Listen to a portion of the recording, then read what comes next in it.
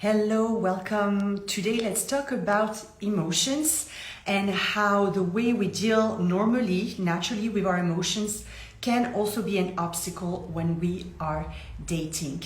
So we are not trained, we are not educated around dealing with our feelings in general.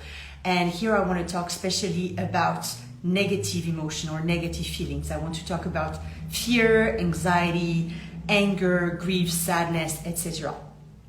In life in general and in dating in particular, at some points, things are not going to go the way we want and we're going to feel those negative emotions. So in dating, we might feel frustration when we are on a dating app for months and we are not seeing any results. We might feel nervous before a first date. We might feel also anxiety when we're waiting for somebody to text us back.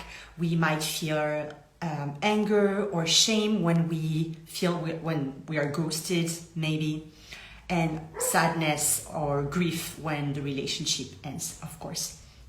So when these emotions are coming, they feel very unpleasant, right? And we have various strategies to deal with them unconsciously, unintentionally. So one thing that we might do is we're going to resist feeling them. We're going to avoid feeling them. And we might use various strategy, various distraction to ignore them and to avoid feeling them. We might overeat, go on our phone, on Instagram, watch Netflix, go to the gym, work, overwork. So we might do anything not to feel what is actually happening that feels so uncomfortable. Second thing that we might do that is not helping is going to our head. This is the normal mechanism. We're gonna start spinning, wanting to try to understand things, making assumptions, taking things personally, imagining the worst case scenario, trying to fix and solve the situation.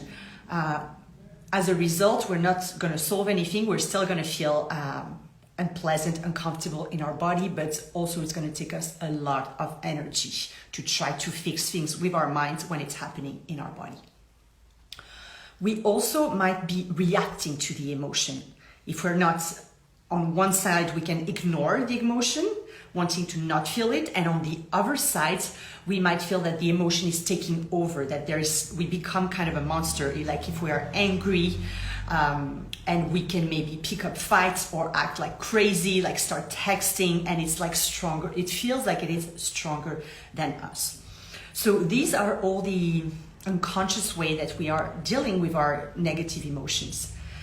And what is happening is that on top of the initial reaction, the initial experience that is already very unpleasant, these emotions that are not really processed are creating an experience in our body, are creating a memory that our body, our system is like, I don't want to go through that again. So it's going to influence our future behavior. And like, no way I go through that again. So we're going to build resistance to taking actions or to putting ourselves in certain circumstances. So yes, to avoid feeling those feelings, we are gonna resist taking action. And this is so important in dating and in life in general, because we don't want to feel anxious, or we don't want to feel nervous, or we don't want to feel hurt or disappointed. We are not going to put ourselves out. We are not going to take a chance. We are not going to tell the person we are into, I'm into you. We are going to not take action. We're going to block ourselves. And so just to say that this is a very normal human wiring, again, trying to keep us safe through different mechanisms. And fear is good. Like without fear, we would do crazy things. We would jump off the cliff. So, but by staying safe, by staying in our comfort zone, as we say, we end up missing out. We end up at least not putting all the chances, doing everything that we can do that is actually in our control to get what we want in life. So if we're dating and we want to meet a partner, we might be wasting time, losing time, waiting to feel comfortable to do the thing. So the solution is to learn to manage our emotions, something that I believe we should have all learned at school, that should be part of each curriculum, like how to deal with those emotions. So to realize that an emotion is just a series of sensations in your body.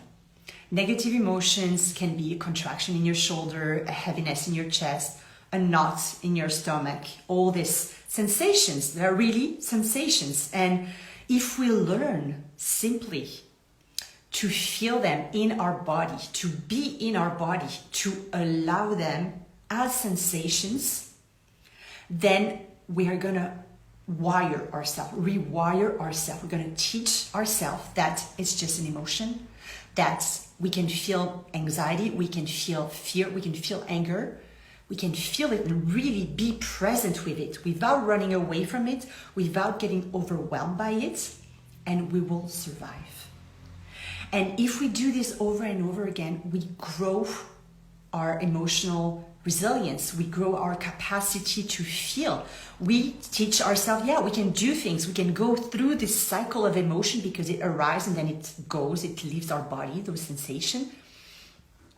And when this happens, we can take more and more risks, or what feels to our system like risks, like putting ourselves out, doing, saying the thing that we're afraid of saying, like I'm into you, or I want a serious relationship, or whatever you want to say that you are keeping yourself from saying out of fear.